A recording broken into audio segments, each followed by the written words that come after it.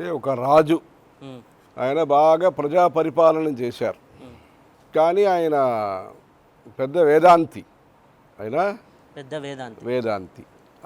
రాజుకి వేదాంతం ఎందుకు అంటే రాజుకి డబ్బు, బంగారం, భూమి, పంట కాలువలు అది చూస్తే చాలు కదా. ఆయన చేశారు.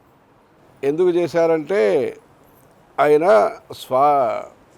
పారపక్షం అంటారు ఒకటి, ఈయనకి చేశారు ఆయనకి చేయలేదు అని, అందరినీ సమదృష్టిగా చూడలేదని.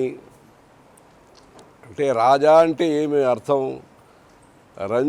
రంజయతి, తన యొక్క ప్రవర్తన చేత ప్రజల్ని సంతోషంగా పెట్టుకునేవాడు రాజు.